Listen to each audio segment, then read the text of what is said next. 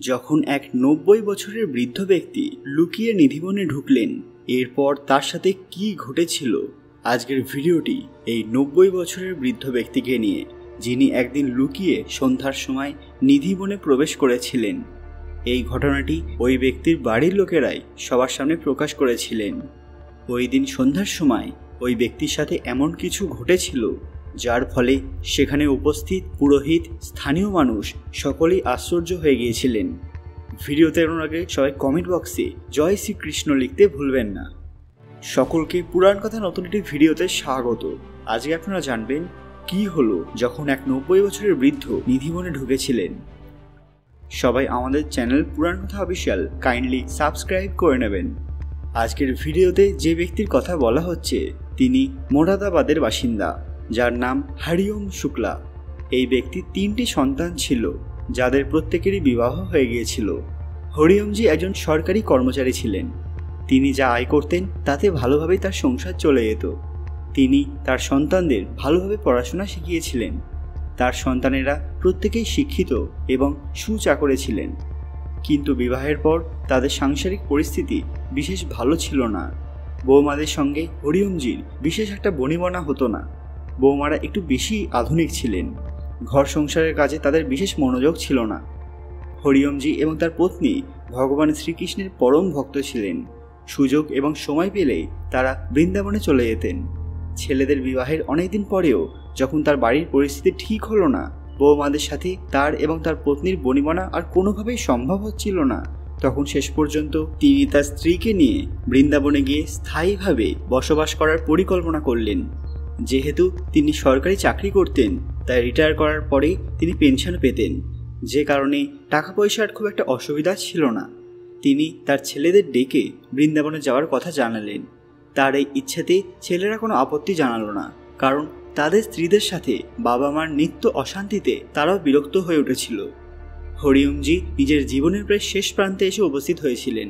সেই সময় তার বয়স ৯০ বছর পেরিয়ে গিয়েছিল। কিন্তু তিনি যেহেতু নিজ কাজকর্মের মধ্যে থাকতেন এবং নিয়মিত শরীরচর্চা করতেন, তাই তার শরীরে বিশেষ কোনো রোগ ছিল না। এরপর একদিন তিনি নিজের পত্নীকে নিয়ে বৃন্দাবনের উদ্দেশ্যে রওনা হয়ে গেলেন। বৃন্দাবনে পৌঁছে প্রথমে সেখানে একটি ধর্মশালাতে আশ্রয় নিলেন।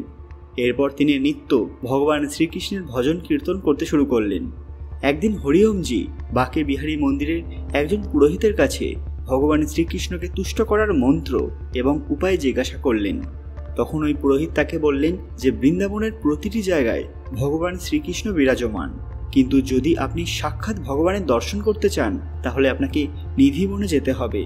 নিধিবনে প্রত্যেক রাতে ভগবান শ্রীকৃষ্ণ এবং রাধারানী উপস্থিত হন এবং রাসলীলা করেন। তখন হরিওমজি ধর্মশালায় ফিরে গেলেন এবং মনে মনে নিশ্চিত করলেন যে অবশ্যই তিনি ভগবান শ্রীকৃষ্ণের সাক্ষাৎ দর্শন করবেন। এরপর তিনি যদি মারাও যান তাহলে তার মনে কোনো দুঃখ থাকবে না। এরপর তিনি তার স্ত্রীকে কোনো কিছু না বলে একদিন সন্ধ্যার সময় নিধিবনে গিয়ে উপস্থিত হলেন।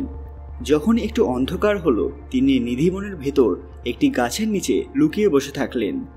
সন্ধ্যা আরতির পর নিধিবনের দরজা বন্ধ হয়ে গেল। এরপর হরিওমজি রাত হওয়ার জন্য অপেক্ষা করতে লাগলেন। পরের দিন সকালবেলায় যখন মন্দিরের কর্মচারীরা নিধিবনের দরজা খুললেন, তখন তারা দেখলেন একটা বড় প্রস্তরখণ্ডের পাশে তুলসী গাছের পেছনে হরিওমজি অজ্ঞান অবস্থায় পড়ে আছেন। তখন তারা সেই ব্যক্তির জ্ঞান ফেরালেন এবং তাকে অনেক কিছু জিজ্ঞাসা করলেন, কিন্তু তার কাছ থেকে কোনো উত্তর পেলেন না। এই অবস্থায় তারা তাকে পার্শ্ববর্তী হাসপাতালে নিয়ে গেলেন। তার স্ত্রী যখন তাকে খুঁজতে খুঁজতে নিধিবনে এসে পৌঁছলেন, তখন তিনি জানতে পারলেন যে তার স্বামী পার্শ্ববর্তী এক হাসপাতালে ভর্তি আছেন। যখন তিনি হাসপাতালে পৌঁছলেন, তখন ডাক্তাররা বললেন যে তার স্বামী কোমায় চলে গেছেন।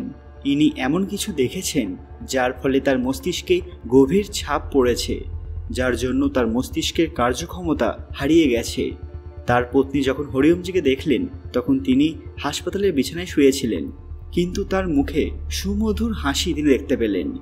তার স্ত্রী বৃন্দাবন থেকে হরিওমজিকে দেখাশোনা করার মনস্থ করলেন। অনেকে বলে যে আজ থেকে কিছু বছর আগে হরিওমজি এবং তার স্ত্রীর মৃত্যু হয়েছিল। বন্ধুরা, কেমন হলো আজকের ঘটনাটি? ভালো লাগলে অবশ্যই লাইক করবেন এবং কমেন্ট বক্সে জয় শ্রীকৃষ্ণ লিখতে ভুলবেন না। আপনাদের কি মনে হয় হরিওমজি সেই রাতে আসলে কি দেখতে পেয়েছিলেন যে জন্য তিনি কোমায় চলে যান? আপনাদের মূল্যবান মতামত কমেন্ট বক্সে অবশ্যই জানাবেন। আজকের ভিডিওটি যতটা সম্ভব শেয়ার করবেন। আরও এরকম দরকারি তথ্য পেতে পুরাণ কথা অফিসিয়াল চ্যানেলটি মনে করে সাবস্ক্রাইব করে নেবেন। খুব তাড়াতাড়ি ফিরে আসবো আরও একটি ইন্টারেস্টিং ভিডিও নিয়ে। ততক্ষণ আপনারা এই ভিডিওগুলো দেখতে পারেন। ধন্যবাদ।